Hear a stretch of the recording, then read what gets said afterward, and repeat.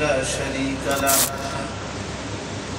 ونشهد أن سيدنا وسندنا وحبيبنا ومولانا محمدا عبده ورسوله أرسله الله تعالى إلى كافة الناس بشيرا ونذيرا وداعيا إلى الله بإذنه وسراجا منيرا أما بعد فقد قال الله تبارك وتعالى أعوذ بالله من الشيطان الرجيم بسم الله الرحمن الرحيم والعصر إن الإنسان لفي خسر إلا الذين آمنوا وعملوا الصالحات وتواصوا بالحق وتواصوا بالصبر.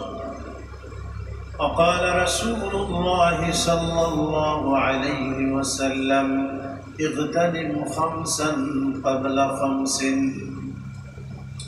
شبابك قبل هرمك صحتك قبل سقمك فراغك قبل شغلك غناك قبل فقرك حياتك قبل موتك أو كما قال رسول الله صلى الله عليه وسلم رواه الترمذي.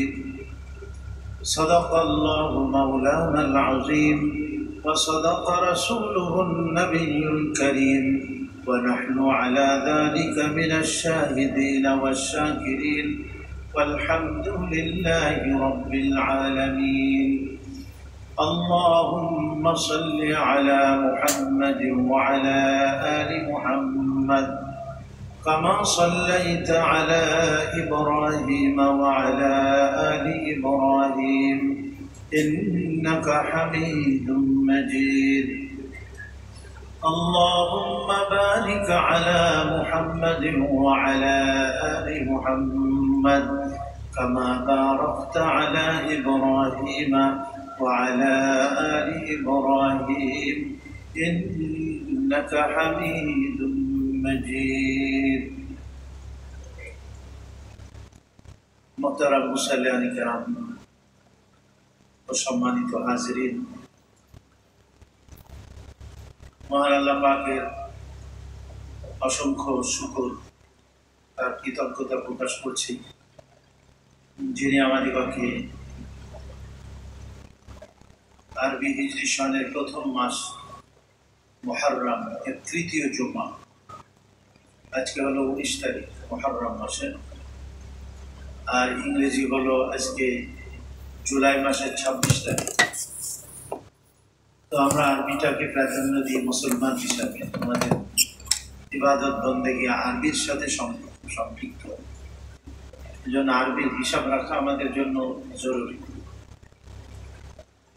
তার একটা জুম্মা আমাদের এই মাসে আল্লাহ পাক আমাদের নসিব করবেন। আল্লাহ আমাদের সকলের হায়াতকে দীর্ঘ করে দেন। তো গত জুম্মাতে আমি যে সূরাটা পড়ছিলাম, এই যত সামান্য আলোচনা করছি এবং একটা হাদিস শরীফ পড়ছিলাম, এই হাদিসেরও আলোচনা বাকি রয়ে গেছে। তো ওটা আজকে আল্লাহ পাক তৌফিক দিলে পুরা করার ইচ্ছা করছি। আসলে দিন তো একটা সমুদ্রের মতো দিন, যা আমাদের জীবনের সার্বিক ক্ষেত্রে বিদ্যমান আল্লাহর হুকুম আহকাম। আমাদের জীবনের এমন কোনো ক্ষেত্র নেই, এমন কোনো সেক্টর নেই যেখানে আল্লাহর হুকুম নেই। আমার নিজের জীবনে, ব্যক্তিগত জীবনে কত কাজকর্ম আছে, আমাদের সামাজিক কাজকর্ম আছে, রাষ্ট্রীয় কাজকর্ম আছে, পারিবারিক আছে, অর্থনৈতিক আছে, তো বিভিন্ন লাইনে আল্লাহর হুকুম আছে, যা কোরআন শরীফের মধ্যেও বলা আছে। আর আমাদের নবীজি দীর্ঘ 23 বছর ব্যাপী এই হুকুম আহকাম দিয়েছেন। আর কিয়ামত পর্যন্ত এই কোরআন এবং হাদিস শরীফ থেকে বা সুন্নাহ থেকে নতুন নতুন মাসালা বা জীবনের প্রয়োজন পড়বে, যে সমস্ত সমস্যাগুলি আসবে সেগুলির সমাধান হতেই থাকবে কোরআনের এবং হাদিসের মূল নীতির আলোকে। ওলামায়ে কেরাম, মুফতিয়ানে কেরাম, মুজতাহিদিনে কেরাম এগুলি ব্যাখ্যা দিবেন বা দিয়েও গেছেন ওনারা। তারই আলোকে আমাদেরকে চলতে হবে, দিনের উপরেই চলতে হবে। আল্লাহ সুবহানাহু ওয়া তাআলা অত্যন্ত মুখতাসার একটা জীবন আমাদেরকে দিয়েছেন, কিন্তু এই জীবনটা হলো আমাদের যে অনন্তশীল কালের চিরদিনের যে জীবন আছে আমাদের, সেই জীবনের প্রস্তুতিমূলক আল্লাহ পাক আমাদের এই দুনিয়ার জীবনটা দিয়েছেন। এইখানে যে যেমন কাজ করবে, যে যেমন তার অ্যাক্টিভিটিস কর্মতৎপরতা যেমন হবে, তার নতিজা তার রেজাল্টও সেরকমেরই হবে। হ্যাঁ, এই জন্য ওয়ামিলুস সালিহাত বলা আছে যে তোমরা ভালো কাজ করো, মন্দ কাজের সাথে যেন আমরা সংশ্লিষ্ট না। দেখেন, একদিকে আল্লাহ তাআলা এবং আল্লাহ রাসূল, আর একদিকে নফস এবং শয়তান। ওদিকেও আল্লাহ পাক আমাদের, আল্লাহ স্বয়ং এবং আল্লাহর নবীজিকে পাঠিয়ে আমাদের জন্য জান্নাতের রাস্তা, নেক আমলের পথ তিনি বাতলিয়ে দিয়েছে। আর অন্যদিকে নফসে আম্মারা আছে আমাদের সাথে, আবার মারদুদ শয়তানও আছে, সে আমাদেরকে বিভ্রান্ত করার চেষ্টা করতেছে, বলে জাহান্নামের দিকে নিয়ে যেতে চায়। আর আল্লাহ এবং আল্লাহ রসুল আমাদেরকে জান্নাতের রাস্তা দেখান। এই জন্য আমাদের প্রতিটি ক্ষণ, প্রতিটি সময়, জীবনের প্রতিটি মুহূর্ত আমরা কিন্তু একটা সংগ্রামের মধ্যে থাকি, একটা জেহাদের মধ্যে থাকি। এটা কিন্তু প্রকৃত জেহাদ। আল মুজাহিদু মান জাহাদা নাফসাহু। প্রকৃত মুজাহিদ হলো ওই ব্যক্তি যে তার নফসের সাথে জিহাদ করতেছে। কাফের মুশরিক বেদিন তাদের সাথেও জিহাদ করতে হবে, নবীজি করছেন, কিন্তু ওই জিহাদটা হয়তো ক্ষণিকের জন্য হয়। কিন্তু একটা মানুষ যে সে শয়তান এবং নফসের সাথে যে জিহাদটা চলতে থাকে, এইটা তার 24 ঘন্টা এবং সারা জীবন চলতে থাকে।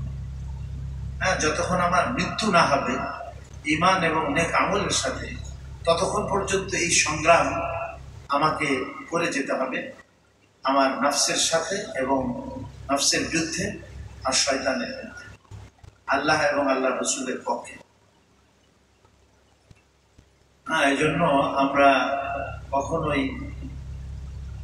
এই সংগ্রাম থেকে বা নফস এবং শয়তানের ষড়যন্ত্র থেকে কখনো আমরা স্বাধীন না, বা আমরা মুক্ত না। ওনার বুজুর্গ বলছেন, উর্দু একটা কবিতা, আমাদের অনেকেরই জানা আছে কবিতাটা, কিন্তু এর মধ্যে আমাদের নসিহাত আছে, অনেক উপদেশ আছে এগুলির মধ্যে। এই জন্য অনেক আলেম ওলামারা, অনেক বুজুর্গরা, তারা এই ফার্সি ভাষায়ও আছে। জালালউদ্দিন রুমি মাসনবী শরীফের মধ্যে, গোলেস্তা, বুস্তা, শেখ সাদি, এগুলির ভিতরে কিন্তু আমাদের অনেক নসিহাত, জীবনের চলার পথে অনেক পাথেও পাওয়া যায়। অনেক সময় মানে বাংলায় অনেক কবিতা, কবিরা ভালো কথা বলেছে, ভালো কথা বলেছে। এই জন্য উনি বলছেন এই কথাটা, জাগনা है জাগলে আফলা কে সায়ে তালে, জাগনা है জাগলে अफला के साए तले, हशर तक सोना पड़ेगा खाक के साए तले, हशर तक सोना पड़ेगा खाक के साए तले। মাটির উপরে তুমি যতদিন আসো ততদিন তোমার যা করা তুমি করে নাও, তোমাকে হাসরের ময়দান করতে মাটির নিচেই শুয়ে থাকতে হবে। হাজার হাজার বছর তোমাকে এই মাটির নিচেই পড়ে থাকতে হবে। যা তোমাকে সংগ্রহ করা উচিত পাথেও, তা তুমি এখান থেকেই করে নাও। এই জন্য দুনিয়া খেল তামাশার জন্য। আল্লাহ বলছেন যে আফা হাসিবতুম আন্নামা খালাকনাকুম আবাসা ওয়া আন্নাকুম ইলাইনা লা তুরজাউন। তোমরা কি ধারণা করেছো যে আমি তোমাদেরকে খেল তামাশার জন্য সৃষ্টি করেছি? হাসি রহস্য করবে, দুনিয়াতে খেল তামাশা করে চলে যাবে, আর আমার কাছে ফিরে আসবে না। ইন্না ইলাইনা ইয়াবাকুম, তোমাদের সবাইকে আমার কাছে ফিরে আসতে হবে। সুম্মা ইন্না আলাইনা হিসাবাকুম, এবং তোমাদের জীবনের হিসাব কিতাব আমার কাছে দিতে হবে।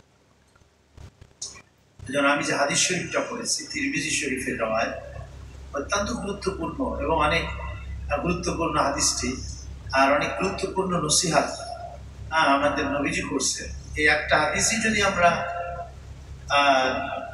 গুরুত্ব দিয়ে এর উপরে আমল করি তো আমাদের জন্য যথেষ্ট। বা ছোট্ট একটি সূরা, সূরাতুল আসর, এটা কার না মুখস্থ আছে? আমাদের সবারই মুখস্থ আছে। কিন্তু এটা যদি আমরা নিজেরা চর্চা করি, আমল করি, তাহলে এটাও আমাদের জন্য যথেষ্ট। এই জন্য গত জুমাতেও বলছিলাম যে কোন ইমাম শাফি রহমতুল্লাহ আলাইহি যেমন মুক্তি করেছেন যে গোটা কোরআন শরীফ নাযিল না হয় একটা সূরা নাযিল হতো, সূরাতুল আসর, তো এটা উম্মতের জন্য, মানুষের জন্য যথেষ্ট ছিল। এত গুরুত্বপূর্ণ এই সূরাটি। সাহাবায়ে কেরাম একত্রিত হইতেন, দুজনের সঙ্গে একজনের সাক্ষাৎ হইত, তো ওনারা এই সূরাটি নিয়ে কি করতেন? আলোচনা করতেন। এই জন্য সূরাটি অত্যন্ত গুরুত্বপূর্ণ। আর তার আগে যে হাদিসটি তারপরে আমি পড়েছি, এটা অত্যন্ত গুরুত্বপূর্ণ। নবীজি বলছেন, ইগতানিম খামসান ক্বাবলা খামসিন, তুমি পাঁচটা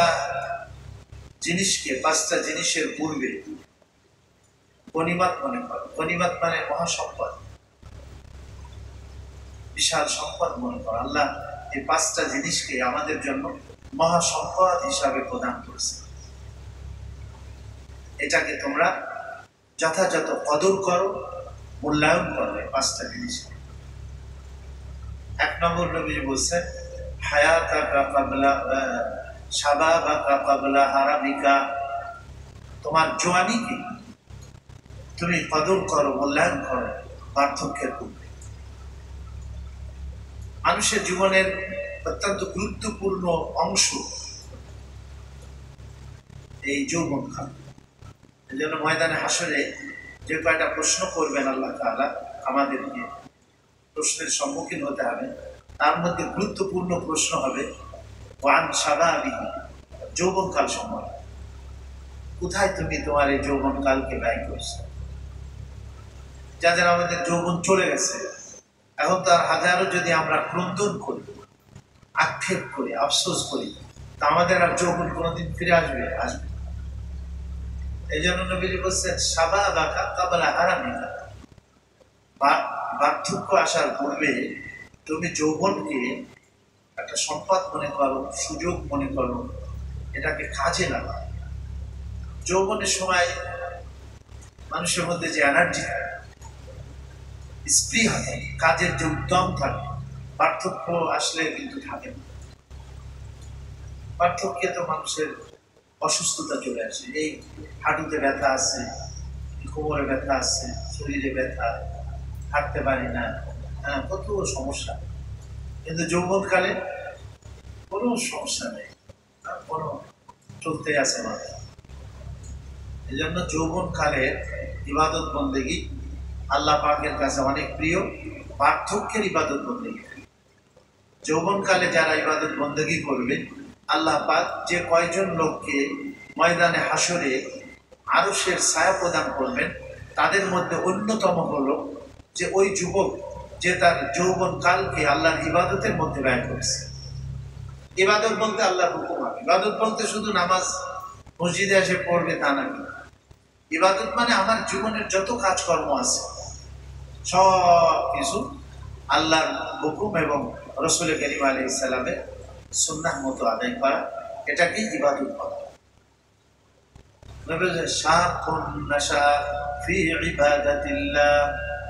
ওই যুবক যে তার যৌবনকালকে আল্লাহর ইবাদতের মধ্যে ব্যয় করলো, আল্লাহ তাকে আরশের নিচে ছায়া প্রদান করবেন। সেদিন যে কত কঠিন হবে কল্পনা দেখুন না। পেরেশানি, এই যে দেশের যে পরিস্থিতি চলতেছে, কত পেরেশানির মধ্যে আমরা না জানি কখন হাঙ্গামার মধ্যে পড়ে যায়। কত নিরীহ মানুষ এই হাঙ্গামার মধ্যে পড়ে তাদের জীবন চলে গেছে, শিশুও মারা গেছে, জানালা দিয়ে উঁকি মারছে, গুলি লাগছে জান্নাতে, লাগে শিশু মারা গেছে, রাস্তার মধ্যে মহিলা পথিক নিগৃহীত, কত মজলুম হয়েছে, অত্যাচারিত হয়েছে এই হাঙ্গামার মধ্যে। তো মানুষ পেরেশানির মধ্যে পড়ে গেলে তো কত সমস্যা, কত ঝামেলা। এই জন্য আল্লাহ পাকের কাছে শান্তি চাওয়া হয়েছে। শান্তি, ইসলাম মানে তো শান্তি। ইসলাম হাঙ্গামা এটা পছন্দ করে না, ইসলাম শান্তি চায়। জান্নাতের একটা নাম আছে দারুস সালাম, শান্তির ঘর। আমরা সালাম দিই না একে অপরে, কি বলি সেখানে? আসসালামু আলাইকুম। এটার অর্থের মধ্যে যদি আমরা সত্যি চিন্তা করি, তাহলে তো আমি কখনোই কাউকে কষ্ট দিতে পারবো। তার মানে আমার পক্ষ থেকে তুমি নিরাপদ। আসসালামু আলাইকুম মানে আমার পক্ষ থেকে তুমি শান্তি পাবা, আর কিছুই না। দেখেন ইসলাম কত সুন্দর আমাদের দিয়েছে। আমরা একজনকে কলম দিতেছি, তার সেখানে মানা করছি, ছুরি দিতেছি, চাকু দিতেছি, প্রয়োজনে ধারালো পাট যেন তার দিকে না নেই, কলমের নিবের পাট যেন তার দিকে না নেই। কেন? লেগে যেতে পারে। মানুষের শান্তি নিরাপত্তার জন্য ইসলাম দেখেন কত ক্ষুদ্র ক্ষুদ্র জিনিসের প্রতিও খেয়াল রাখছে। তুমি তোমার ভাইকে একটা ছুরি দিবে, ইয়েটা দাও, অর্থাৎ ওটাকে কি বলে, বাট, বাটের সাইডটা তার দিকে করে দাও, ধারালো সাইডটা তুমি তার দিকে করে দিও না, খোলা অবস্থায় দিও না, খাপ লাগিয়ে দাও। কলম খোলা অবস্থায় দিলেও পিছনের সাইডটা দাও, নিবের সাইডটা দিও না, ওখানে তার আঘাত লাগতে পারে তার শরীরের মধ্যে। শান্তি দেখো। হযরত আব্দুল্লাহ ইবনে সালাম ইয়াহুদি পণ্ডিত, উনি যখন মদিনাতে গেলেন, তো মদিনাতে গিয়ে উনি তো ইয়াহুদি ছিলেন, জানতেন যে শেষ নবীর কি নিদর্শন, আলামত এগুলি জানতেন। তাওরাতের মধ্যে সব উল্লেখ ছিল, যদি ইয়াহুদিরা এগুলি বাদ দিয়ে দিয়েছে। কিন্তু হযরত আব্দুল্লাহ ইবনে সালাম প্রথম মদিনা শরীফে আসছেন, আইসে নবীজির কথা শুনছেন। বলে সর্বপ্রথম যে কথাটি নবীজি বলছেন মদিনা শরীফে আসে আমি শুনছি, চারটা কথা ছিল, চারটা না তিনটা কথা। এক নম্বর নবীজি বলছেন আফশুস সালাম,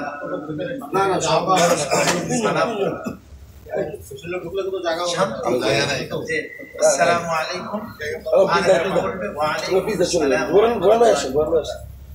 মানে আমার পক্ষ থেকে তোমার উপরে শান্তি ঘোষিত।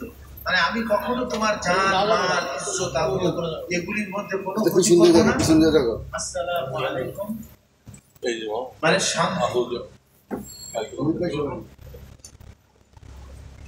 তো প্রথম কথাটি হযরত আব্দুল্লাহ ইবনে সালাম বলেন যে রাসূল করিম আলাইহিস সালাম যে বললেন আফশুস সালাম, পরস্পরে সালাম বিনিময় করো।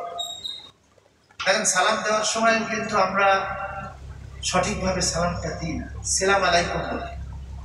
কিন্তু আমাদের ইসলামে দেন গুড মর্নিং, গুড আফটারনুন, ভালো সকাল, ভালো বিকাল, এটা কিন্তু সালাম মানে দোয়া দেওয়া হলো তাই, এবং আমার পক্ষ থেকে তাকে অভয় দেওয়া হলো যে আমার পক্ষ থেকে তুমি কোনো ভয় ভীতির আশঙ্কা করবে না, আমি তোমার জানের মধ্যে, মালের মধ্যে, ইজ্জতের মধ্যে কোনো ক্ষতি করবো না। আসসালামু আলাইকুম, আমার পক্ষ থেকে সালাম এবং শান্তি তুমি পাবে। রাহমাতুল্লাহ, আল্লাহর রহমত তোমার উপরে, বারাকাতুহু, আল্লাহ পাকের বরকত সমূহ তোমার উপরে বর্ষিত। আর ওই লোকটা বলতেছে যাকে আমি সালাম দিলাম যে আমার পক্ষ থেকেও তোমার উপরে সালাম, শান্তি বর্ষিত হোক। আল্লাহর পক্ষ থেকেও শান্তি, আমার পক্ষ থেকেও শান্তি তুমি পাবে। এই জন্য দেখেন উনি বললেন যে আমি সর্বপ্রথম মদিনাতে গিয়ে নবীজির মজলিসে গিয়ে নবীজির পবিত্র জবানে আমি এই কথাটি শুনলাম যে আফশুস সালাম, বেশি বেশি করে তোমরা সালাম বিনিময় করো এবং আগে আগে সালাম দিবে, তার অহংকার দূর হয়। সবাই সালাম পাইতে চায়, কিন্তু সালাম দিতে নবীজি ছোটদেরকেও সালাম দিতেন। আমরা অনেক সময় চিন্তা করি ও তো ছোট, ও না আমাকে আগে সালাম দেবে, আমি তো বড়, আমি সালাম পাওয়ার হকদার, অধিকার আমার। কিন্তু না, যে আগে সালাম দিবে তাকে আল্লাহ তাআলা কমের পক্ষে 30 নেকি দান করবেন। আল্লাহ অথচ যে সুন্নাত আর যে সালামের জবাব দিবে সেটা তো ওয়াজিব। ওয়াজিব তো ধরেন জরুরি, ওয়াজিব আদায় না করলে তো গুনাহ হবে। সে ওয়াজিব আদায় করতেছে কিন্তু তার সওয়াব কম হচ্ছে, মানে যে সালামের উত্তর দিতেছে। আর এ লোক সুন্নাত আদায় করতেছে, যে সালাম প্রথমে দেয় সুন্নাত আদায় করতেছে, কিন্তু তার সওয়াব এবং নেকিটা বেশি হচ্ছে, 30 নেকি পাবে। আর সালামের যে উত্তরদাতা সে 10 নেকি পাবে। অথচ সালামের উত্তরদাতা ওয়াজিব কাজ করতেছে, আর যে সালাম দিতে সে সুন্নাত কাজ করতেছে। এই জন্য কি বলেন, আমরা আগে আগে সালাম দেওয়ার চেষ্টা করবো না। এবং সালামকে ওলামায়ে কেরাম বলছেন যে আসসালাম শব্দটা ক্লিয়ার উচ্চারণ করতে হবে। অনেকে আমরা বলি সালাম আলাইকুম সালাম, এদের ইহুদিদের সালাম। ইহুদিরা বলে সাম আলাইকুম সাম, সাম মানে মৃত্যু। দেখেন ওরা আমাদের নবীজি বা সাহাবাদের সঙ্গে যখন সাক্ষাৎ হইতো তারা বলতো সাম আলাইকুম সাম। সাম শব্দের অর্থ হলো মৃত্যু, তোমার মৃত্যু হোক। নাউজুবিল্লাহ। কত বড় জঘন্যতম তাদের ইচ্ছা দেখে। আর আমরা বলি কি আসসালামু, মানে আসসালামু বলেন সবাই। হামজাটাও ক্লিয়ার, আর মু যেটা বলবো আমরা লাস্টে যে পেশটা মিমের উপরে, এটাও ক্লিয়ার করে উচ্চারণ করো। আসসালামু আলাইকুম বলেন না সবাই। হ্যাঁ, আর যিনি উত্তর দেবেন তিনি একটু বাড়াই বললে ভালো, ওয়া আলাইকুমুস সালামু ওয়া রাহমাতুল্লাহি ওয়া বারাকাতুহু। আর কেউ যদি সালামে পুরোটাই দিয়ে দেয় আসসালামু আলাইকুম ওয়া রাহমাতুল্লাহি ওয়া বারাকাতুহু, তাহলে উত্তরদাতাও কিন্তু পুরোটাই বলবে। এর থেকে বেশি বলা কিন্তু হাদিস শরীফে নাই, এজন্য বেশি বলবো না। আসসালামু আলাইকুম যদি বলা হয় তাহলে উত্তরে ওয়া আলাইকুমুস সালাম, কমসে কম এতটুকু তো বলবেই। আর বাড়িয়ে বললে ভালো, ওয়া রাহমাতুল্লাহি ওয়া বারাকাতুহু, আল্লাহর রহমত এবং আল্লাহর বরকত সমূহ তোমার উপরে বর্ষণ। তো যাক, এটা ঘরের মধ্যে ঢুকেও সালাম দেবো। আমরা স্ত্রীকে সালাম দিই না, ছেলে মেয়েদেরকে সালাম দিই না, ছোটদেরকে সালাম দিই না। কিন্তু নবী যে আফসু, আফসু মানে কি? আফসুর অর্থ হলো ব্যাপকভাবে তোমরা সালামের প্রচলন করো। আমি যাকে সালাম দিব আমি তার, সে আমার পক্ষ থেকে নিরাপদ হয়ে গেল। আর যে সালামের উত্তর দিল তা আমি তার পক্ষ থেকে নিরাপত্তার মধ্যে চলে আসলাম। তার জানের মধ্যে, তার মালের মধ্যে, ইজ্জতের মধ্যে কোনো রকমের ক্ষতি করবো না, এই অঙ্গীকার করলাম সালামে। নবীজি বিদায় হজের মধ্যে পরিষ্কার বলছেন। নবীজি কয়েকবার জিজ্ঞাসা করছেন যে হে আমার উম্মত, বলো দেখি আজকে কোন দিন। আমরা মনে করলাম যে হুজুর জিজ্ঞাসা করতেছেন মানে আজকের দিনের নাম মনে হয় পরিবর্তন করে দিবেন। বললেন যে আল্লাহ এবং আল্লাহ রসুল ভালো জানেন। নবীজি বললেন যে আজকে কি ইয়াউমুন নাহার বা ইয়াউমে আরাফা, আরাফার দিন না? যে নিশ্চয়ই। সাহাবারা বললেন যে নিশ্চয়ই ইয়া রাসূলুল্লাহ। হুজুর বললেন যে আইয়ু শাহরিন হাদা, আজকে কোন মাস? তা আমরা চিন্তা করে গেলাম যে কি ব্যাপার, মাস তো এটা জিলহজ মাস, হজের মধ্যে জিলহজ মাস। হুজুর কি তাহলে এই মাসকে অন্য কোনো মাস বলবেন নাকি? বলে আল্লাহ এবং আল্লাহ রসুল ভালো জানেন। দেখেন সাহাবাদের মধ্যে কিন্তু এই আদবটা ছিল, বড়দের সামনে আদবের সাথে ওনারা কথা বলতেন বা উত্তর দিতেন, মানে বেয়াদবি না হয়ে যায় এটা খেয়াল করতেন। বলে আল্লাহ এবং আল্লাহ রসুল ভালো জানেন। বলে এটা কি জিলহজ মাস নয়? হ্যাঁ। হুজুর বললেন আইয়ু বালাদিন হাদা, এটা কোন শহর? জানতেন না হুজুর যে এটা মক্কা শরীফ? সাহাবারা বললেন যে আল্লাহ এবং আল্লাহ রসুল ভালো জানেন। তখন নবীজি বললেন আলাইসা হাদা মক্কা আল বালাদুল আমিন, এটা কি সেই নিরাপদ শহর নয়? মক্কা নগরী কি নয়? নবীজি বললেন, সাহাবারা বললেন নিশ্চয়ই ইয়া রাসূলুল্লাহ। হুজুর বললেন যে দেখো, ইন্না আমওয়ালাকুম দিমাআকুম ওয়া আমওয়ালাকুম ওয়া আ'রাদাকুম হারামুন আলাইকুম কাহুরমাতি ইয়াউমিকুম হাদা ফি শাহরিকুম হাদা ফি বালাদিকুম হাদা। দেখো, প্রত্যেকটা মুসলমান, শুধু মুসলমানই না, যতক্ষণ অমুসলমান ইসলামের উপর আক্রমণ না চালাবে, কোন মুসলমানের উপর আক্রমণ না চালাবে, তখন অমুসলমানের তোমাদের রক্ত, দিমাআকুম ওয়া আমওয়ালাকুম, তোমাদের মাল সম্পদ, ওয়া আরাদাকুম, তোমাদের সম্মান, হারামুন আলাইকুম, সম্মানিত, তোমাদের রক্ত, তোমাদের সম্পদ এবং তোমাদের আরাজ সম্মান, হারামুন আলাইকুম, সম্মানিত, কা হুরমাতি ইয়াউমিকুম হাদা, যেমন আজকের দিন সম্মানিত আরাফার ময়দানে ছিল। ফি শাহরিকুম হাদা, জিলহজের মধ্যে আজকে যেমন, এই মাস যেমন সম্মানিত, ফি বালাদিকুম হাদা, তোমাদের এই শহর যেমন সম্মানিত, ঠিক কিয়ামত পর্যন্ত আমার উম্মতের রক্ত, আমার উম্মতের সম্পদ, আমার উম্মতের সম্মান এরকম সম্মানিত। কারোর জন্য হারাম রক্তকে প্রবাহিত করা, অন্যায়ভাবে গুলি করা, অন্যায়ভাবে লাঠিচার্জ করা। নবীজি আরেক হাদিসে স্পষ্ট করেছেন, ওই দুই শ্রেণী তারা জান্নাতে তো যাবেই না, জান্নাতের ঘ্রাণও পাবে না। এক শ্রেণী হলো বেপর্দা নারী যারা, নিসাউন কাসিয়াতুন আরিয়াতুন মাইলাতুন মুমিলাতুন, যারা নিজের সম্ভ্রমকে অন্যের সামনে প্রকাশ করে বেড়ায়, বেপর্দা হয়ে অন্যকে নিজের দিকে, অন্য পুরুষকে নিজের দিকে আকৃষ্ট করে, পাতলা কাপড় পরে, আরিয়াতুন উড়াঙ্গতা, মাইলাতুন মুমি নিজেও ধাবিত অন্যের দিকে, মুমিলাতুন অন্যকে নিজের দিকে ধাবিত করে। নবীজি বলেছেন এই শ্রেণীর নারী লা ইয়াদখুলনাল জান্নাতা ওয়া লা ইয়াজিদনা রিহাহা, না তারা জান্নাতে যাবে, না তারা জান্নাতের ঘ্রাণ পাবে। আরেক শ্রেণী বলছেন নবীজি, রিজালুন মাআহুম সিয়াতুন কাযনাবিল বাকার, বাকার মানে হলো গরু, গরু লেজের মতো লাঠি থাকবে তাদের হাতে, আর লাঠি দিয়ে তারা লাঠি চার্জ করবে, প্রহার করবে অন্যায়ভাবে।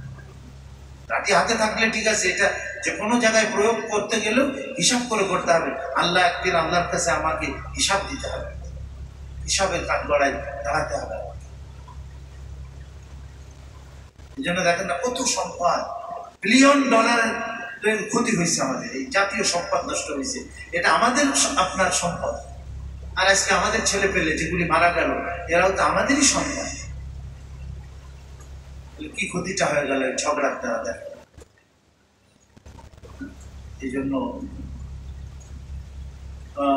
খুতবার শেষে যে আয়াতটা পড়া হয়, ইন্নাল্লাহা ইয়া'মুরু বিল আদল, আল্লাহ তাআলা নির্দেশ দিতেছেন যে তোমরা সর্বক্ষেত্রে আদল এবং ইনসাফ করবে, ন্যায়ের সাথে, অন্যায় পথে থাকবে।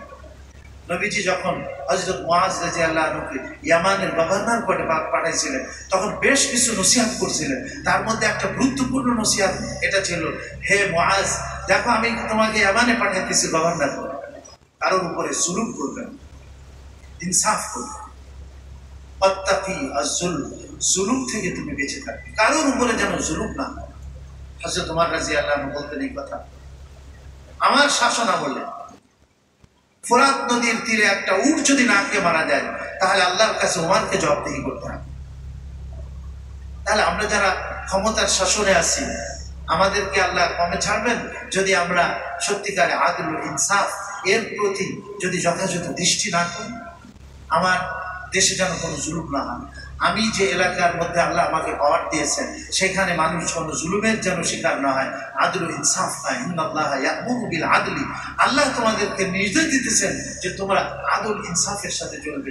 নিজের নফস থেকে শুরু করে, নিজের ছেলে মেয়ে পরিবার থেকে শুরু করে নিয়ে, আমার যেখানে যেখানে আমার ক্ষমতা আছে, আমার ক্ষমতা চলে, শক্তি চলে, সেইখানে ইনসাফের সাথে চলতে হবে।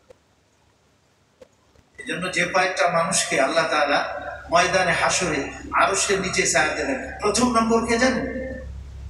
হ্যাঁ, সাবাআতু ইউযিল্লুহুমুল্লাহু ফি যিল্লিহি ইয়াওমা লা যিল্লা ইল্লা যিল্লুহু, আল ইমামুল আদিল। 7 প্রকার মানুষ, যেদিন আল্লাহর ছায়া ছাড়া কোনো ছায়া থাকবে না, আল্লাহর রহমত এবং আরশের ছায়া ছাড়া কোনো ছায়া থাকবে না। 7 প্রকার মানুষকে আল্লাহ সেই দিন আরশের ছায়া প্রদান করবেন। প্রথম নম্বর হলো আল ইমামুল আদিল, ন্যায় পরায়ণ শাসক। শুধু যে দেশের নির্বাহী ক্ষমতার অধিকারী তা না, আমার অফিসের মধ্যে, এমনকি আমার পরিবারের মধ্যেও ছেলে মেয়ে স্ত্রী তাদের তাদের পরিচালনা করার ক্ষেত্রেও আমাকে ইনসাফ এবং ন্যায়ের সাথে ন্যায় অবলম্বন করতে হবে, ন্যায় পথ অবলম্বন করতে হবে প্রত্যেকের সাথে। আমি একটা মহল্লায় থাকি, আমি একটা পাড়ায় থাকি, সেখানেও আমাকে ন্যায় এবং ইনসাফের সাথে চলতে হবে। তাহলে এই হাদিসের আমি কি হব, প্রয়োগ ক্ষেত্র হব, এবং আল্লাহ আমাকেও ওই আরশের ময়দানে, এই হাসরের ময়দানে আরশের নিচেই ছায়া প্রদান করবে। আল্লাহ দেখেন, যেখানে আদর ইনসাফ আসবে সেখানে শান্তি আসবে, আর যেখানে আদর ইনসাফ থাকবে না, আমি যতই আপনার সেখানে কি করি, চেষ্টা করি না কেন শান্তি আনার জন্য, যদি প্রকৃত ন্যায় এবং ইনসাফ না থাকে তাহলে কিন্তু সেইখানে শান্তি আসবে না। এই জন্য আল্লাহ তাআলা দেখেন এই আয়াতের মধ্যে, সূরা নূরে একটা আয়াতের মধ্যে আল্লাহ তাআলা বলছেন, ওয়া'আদাল্লাহুল্লাযীনা আমানু, ঈমানদার যারা, ওয়া আমিলুস সালিহাত, এবং যারা আমলে সালেহা করবে, ঈমান এবং আমলে সালেহা যারা করবে, আল্লাহ ওয়াদা করছেন তাদেরকে, তিনটা ওয়াদা করছেন। সেটা লা ইস্তাখলিফান্নাহুম ফিল আরদি, জমিনের খেলাফত আল্লাহ তাদেরকে প্রদান করবেন। সাহাবারা কি ছিল?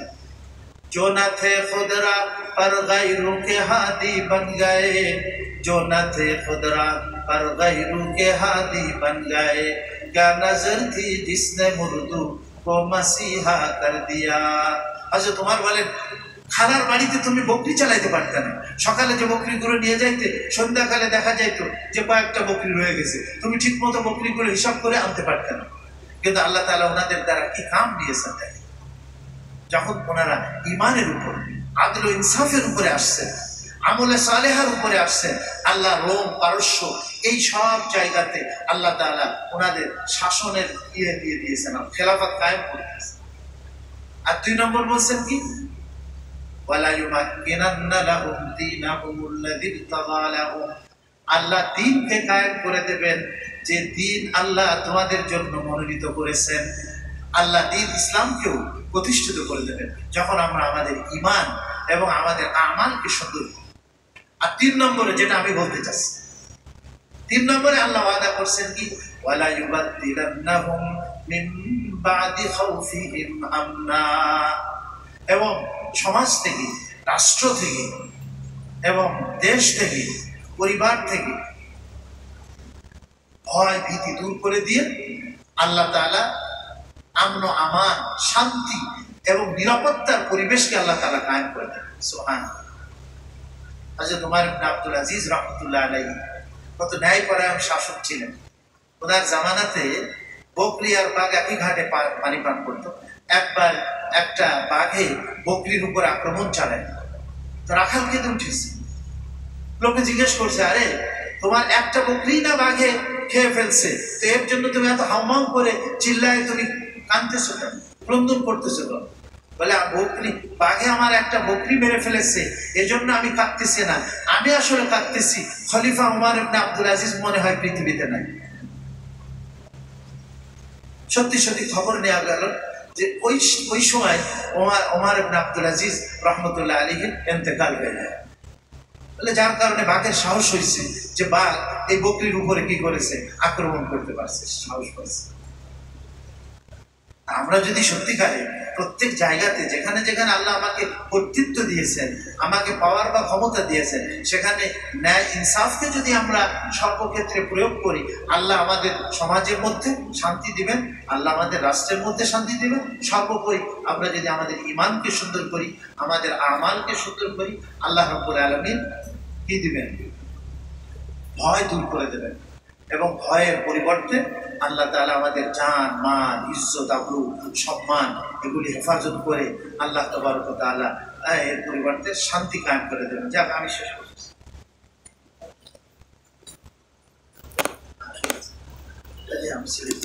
ওই হাদিসটা আমি শেষ করব।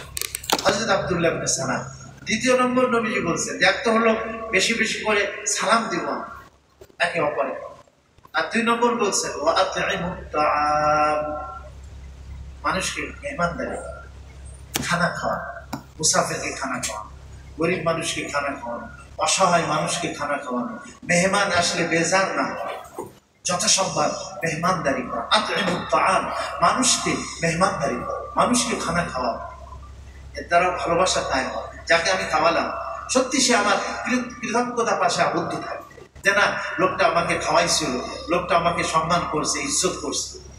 2 নম্বরে এটা। 3 নম্বর বলছেন কি, ওয়া আতিবুল কালাম বা আলিমুল কালাম, নম্রতার সাথে কথা বলো, অথবা আতিবুল কালাম, সুন্দর কথা বলো, ভালো কথা বলো, নতুবা চুপ থাকো। নবীজি বলছেন খামাখা অনর্থক কথাবার্তা বলো না, এমন কথা বলো না যার দ্বারা ঝগড়া সৃষ্টি হয় পরস্পরের মধ্যে। আতিবুল কালাম বা আলিমুল কালাম, নম্রতার সাথে কথা বলো।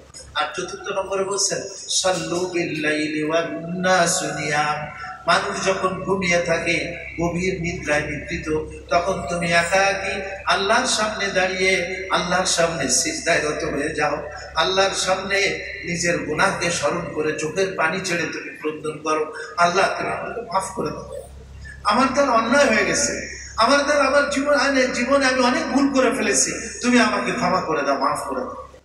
সাল্লু বিল্লাইল, রাতের বেলায় তুমি নামাজ পড়ো, ওয়ান নাসু নিয়াম, মানুষ যখন গভীর ঘুমে নিদ্রায় নিদ্রিত, তখন তুমি আল্লাহর সামনে তাদখুলুল জান্নাতা বিসালাম। নবীজি বলেন এই 4টা কাম যদি করো আর তোমার ঈমান আর আমল আর বড় বড় গুনাহ থেকে যদি তুমি বেঁচে থাকো, তাহলে এই 4টা কাজের বরকতে তাদখুলুল জান্নাতা বিসালাম, তুমি সালামতির সাথে নিরাপদে জান্নাতের মধ্যে প্রবেশ করবে। আল্লাহ আমাদের সবাইকে নসিব করে দেন। আল্লাহ তাআলা আমরা যেন নবীজির এই হাদিসের উপরে কি করতে পারি, আমল করতে পারি। আর ওই যে হাদিসটা আসলে আমি পড়ছিলাম, ওইটার ব্যাখ্যা তো মানে 5টা জিনিসকে তোমরা 5টা জিনিসের পূর্বে যথাযথ মূল্যায়ন করো, কদর করো, সেটাকে সম্পদ মনে করো তোমরা সেটাকে, যার মধ্যে একটা হলো যৌবন কালকে তোমরা কদর করো এবং মূল্যায়ন করো, সময়গুলি অনর্থক ব্যয় করো, সেটাকে তুমি কাজে রাখো, ভালো কাজের মধ্যে ব্যয় করো। মহান আল্লাহ তাআলা আমাদের সবাইকে তৌফিক দান করেন যে আমরা আমাদের জীবনকে যেন সুন্দর করতে পারি, এবং আল্লাহ যেন আমাদের দেশের মধ্যে শান্তি নিরাপত্তা কায়েম করেন। আমার নিজেকেও আল্লাহ তাআলা জান মাল ইজ্জত আবরু, এবং আমার এলাকা, আমার মহল্লা, আমার শহর, আমার দেশ, গোটা পৃথিবীতে মহান আল্লাহ যেন সুখ শান্তি কি করে দেন, কায়েম করে দেন, সমস্ত অশান্তি বিশৃঙ্খলা আল্লাহ পাক যেন দূর করে দেন, এবং আমাদের ভিতরে যেন পরিবর্তন আসে, আমরা যেন আল্লাহর দিকে ধাবিত হওয়ার চেষ্টা করি। কারণ আমাদের তো 2 দিন পরে চলে যেতে হবে পৃথিবী ছেড়ে, এই জন্য সবসময় খেয়াল রাখবো যে আল্লাহ যেন আমার উপরে অসন্তুষ্ট না হন, আল্লাহ যেন সন্তুষ্ট থাকে। মহান আল্লাহ পাক আমাদের সবাইকে, আমার নিজেকেও এবং আমাদের সবাইকে তৌফিক দান করেন এই কথাগুলি করে আমল করা। যে এটা বলা হয় এই জন্য যে যারা দিয়েছেন আল্লাহ যেন তাদের দানকে কবুল করেন।